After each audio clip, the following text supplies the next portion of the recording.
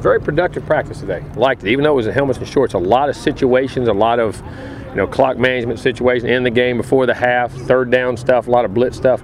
I was very happy the work we got in today. Really, we got something accomplished and got better in a lot of areas and a lot of things that we need to get worked. And they took it very seriously. Made some mistakes, but then we correct them and got a lot of good teaching in, and very happy at the way the day went. Yeah. Just going off that, this late in spring camp, what do you look to gain when you don't have pads and helmets? Well, I mean, situational football, consistency, assignments, alignments, depth, how to do things consistently, and then how to go out and hustle hard. But then clock management, you got to be able to understand red zone, tight zone, third down, third and short, third and long. 2 minutes for the half, 2 minutes for the game. You got 3 timeouts, you got 2 timeouts, you got no timeouts. You need a field goal, you need a touchdown. I mean, many of those things you can do over and over and pound it in their head to understand situational football. And because when it comes down to good teams, that's what it's going to come down to, and who can manage those situations. And that's what we're constantly trying to do right now. Is that what you said earlier in spring camp? Is just cramming as much information as you can in these? You do it in opportunities, because every time you do it, what's funny? Something happens different. You think you coach against everything you could coach against, and all of a sudden 2 things will pop up or a scenario will pop up, and just getting that experience in those situations and understanding, getting them to understand what you're trying to accomplish. You gonna do pads tomorrow at all? Oh yeah, no. We'll be pads. We'll be back to a good practice tomorrow. Coach, notice Tyler Hunter wasn't in his no contract jersey today. We didn't have no pads on. Oh, sorry. No way. Everybody was in no contact. They were all in no contact. No, he can't. He won't go at the end of spring. When was the last time you weren't in pads? Do you remember? Yeah, the first 2 days. Okay. Go the first 2 days, and then we go. You have 3 days of shorts and helmets. Jimbo, how's Mario coming along, learning all the positions on the line and maybe doing very well? Different he and Cash are both. Mario's doing a lot. Cash is doing a lot. I mean, those guys are being very multiple in what they're having to do, and inside, outside, and doing a really nice job. Why'd you make the decision to maybe get them more versatile and have them learn everything? Well, because injuries, and then you create mismatches. Those guys can create mismatches with pass rushes, getting on backs, getting on a guard, getting on a tackle. How a protection goes, and just trying to create guys that can create plays on the quarterback.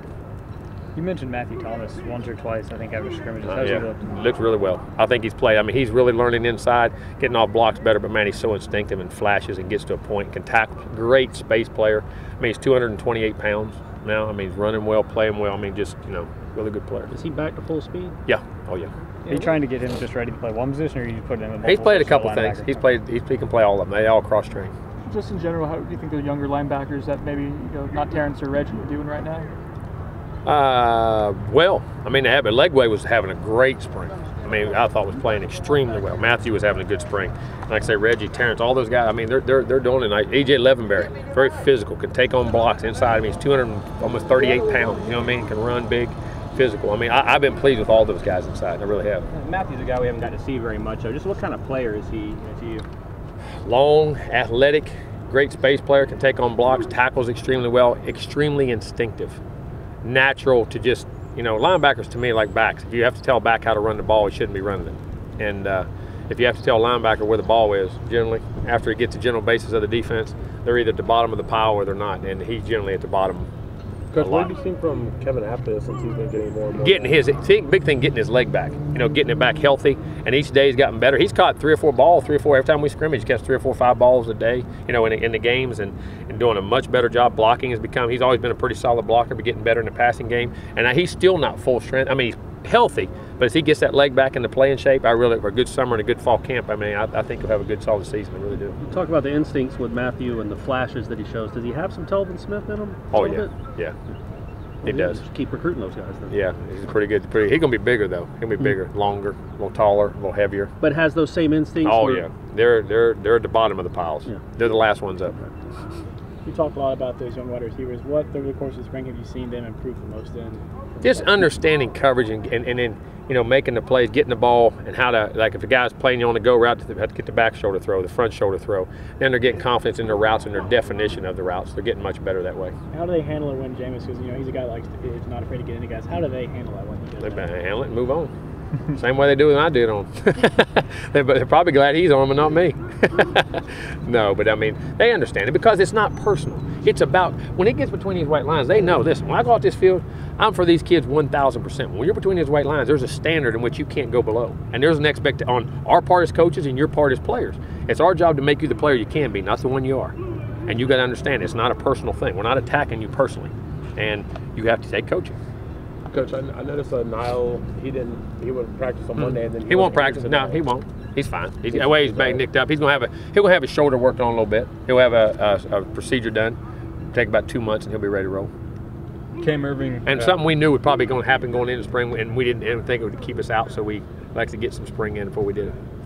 Cam Irving again at center. Are we out of just cross training, or is it No. possible that he could?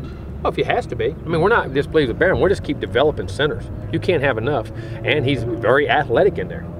And Barron is playing very well, doing a nice job, but he is a very good center also. Has big time capabilities, and sometimes to get bigger bodies at different positions, you can move him in there where he's the guy, and he's very intelligent. Very critical. How is Jameis held up just through the grind of being over there? I and think being you over see a here? little difference this spring than last spring. I think because he was hungry for, he's fighting, but he gets competitive. All of a sudden, just every now and then he'll drip just a tad, very rarely, but then if I say something, that naturally comes back, but he's learning. What's it say about him though that I guess he's going to Atlanta, coming back here, then going to Atlanta again. I mean, that says a lot about what that baseball team means to him. He likes baseball and likes football. Yeah. No, it does. I mean, he just whatever he has to do for his teams to play, just like he did last year. He did it last year. I mean, that's a part of being a two-sport guy, that you have to bounce that and do that. And very few are capable, and he's one of them. Mentally, it's exhausting, right? Probably more so mentally than physically. Right. There's no doubt. I mean, that grind and then switching back and forth from the different modes of how you compete. You know what I mean? And then it's all a big factor. Is that something that you worry about with him, or is he proven enough that you're like, okay, you can handle whatever? No, he can handle it. He can do it. But we got to manage it too. We got to be smart and recognize key signs, and also have great open communication, which we do not only with baseball but with each other, with him, and getting honest answers back. And so I have a problem cutting things back or moving it up or giving him rest time or whatever it may be. Coach, Have you seen any indications of that? Sorry. Have you seen any indications of what? those that? No, being not worn really. down in him? Not really. I mean, he'll come up occasionally, but I'll say, but he in practice he's moved on. You get a sore arm, you get this, your mind. He's been pretty good. I think it'll start to get better now, hopefully with the end. But I could start to see it just a little bit. You maybe see it in his eyes. You know what I mean? Just the tiredness. Coach, Trey Marshall seems to be getting more reps with Nate being out. Do you see him coming along as fast as like Jalen and Nate? There ain't no doubt now. I mean, Trey Marshall's a real player. Trey Marshall's a real McCoy now. He's gonna be a good player for here for a long time. He can do a lot of things. I mean, he can play He can play safety, he can play corner, and he can play nickel, or dime, or star. Nickel and dime. How important is that to have him? Knowing that you aren't bringing in like 18 different defensive backs, he's one of the few brought in. How important is it for him to be? Very critical, because he can play in there and it gives you a lot of options to do at different places. Whether he's in the back end or on the front at star or nickel, you know what I mean, in different places. And it's very critical. I mean, and he's a smart guy. Smart guys. Smart guys win. For Jameis, is it kind of funny just to sort of think back on how much things have changed over the last year? 2 days before the spring game, last year he's in a battle to be the starter, and now he's kind of maybe the most famous college athlete in the country. I don't know. I ain't had time. I've been back because I ain't thought about it. I ain't really sat back and thought about it. I really haven't. How big is the spring for those two backup quarterbacks? The spring and then the spring I think game knowledge and how they particularly. compete and the things they do. I think it's critical. And then going out there in front of a live crowd. They've progressed and done some nice things. But do you put do you put extra stock in how they perform in the spring I put game? the same amount. No, I do. The spring game's important to me. Excuse me. It's the only time. I mean, you get a live scoreboard. You get 40 or 30, 40, 50,000 people, however many come to the game, and you get out there and you get nervous. I mean, you can't simulate that. I don't care how many times you're walking in that stadium with live things happening that count. That's on a TV. That's in front of fans. Just how they respond at all positions. But I think it's very critical. That's why I try to emphasize a big crowd. I just want to see it's the only way you can, as close as you can simulate a game. It's the only way to do it. Just curious, have you ever had your quarterbacks go live during practice? Oh yeah. Yeah. I have What's already the benefit? They've gone live here? Yeah, some of those young guys, because they get in bad habits where you're not getting hit and a rush comes by and you can't. Okay, I'll make the play. No, and I'll make those young guys. I did Jameis last year.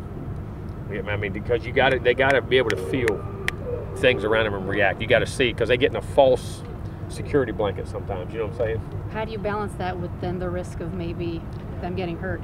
No They get hit different. the wrong way. They do, but it's no different than when we run the running backs. And I get nervous in the scrimmages when those backs are running and they get tackled. You know what I mean? And fall into a knee. I mean, it's all the same. And our guys know not to, if they got a kill shot, not to blind. And we do it if there's a square in or a crackback block.